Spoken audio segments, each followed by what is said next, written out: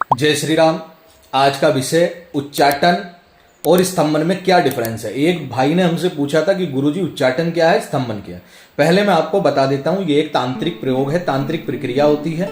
इसके लिए सिद्धता की बड़ी आवश्यकता होती है। हर व्यक्ति उच्चाटन और स्तंभन नहीं कर सकता। इसके लिए कुछ विशेष क्रियाएं होती हैं, विशेष सिद्धि चाहिए होती है, विशेष देवता की कृपा प्राप्त करनी होती है, तब जाकर आप ये क्रिया आप कर सकते हो। स्तंभन का मतलब होता है किसी भी चीज को स्तंभित कर देना। जिस व्यक्ति के ऊपर स्तंभन का प्रयोग किया गया है उस व्यक्ति की बुद्धि बिल्कुल स्तंभित हो जाती है।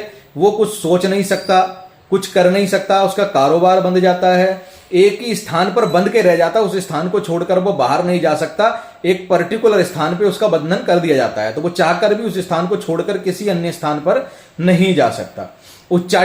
उच्चाटन का प्रयोग किया जाता है बुद्धि को उच्चाटित करने के लिए। जब आप अपने दुश्मन से अपना पीछा छुड़ाना चाहते हैं या किसी के रिश्ते से पीछा छुड़ाना चाहते हैं तो इसमें उच्चाटन कर दिया जाता है। उच्चाटन का मतलब होता है एक स्थान से दूसरे स्थान पर भेजना।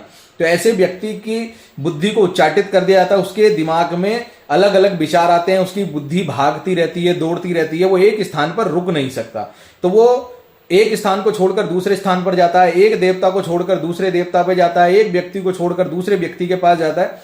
इस प्रकार दो विद्याएं होती हैं। स्तंभन को स्तंभित कहते हैं, उच्चाटन एक स्थान से दूसरे स्थान को भगाना, यानी कि बुद्धि को दूसरी दिशाओं में मोड़ देना। जय श्री राम।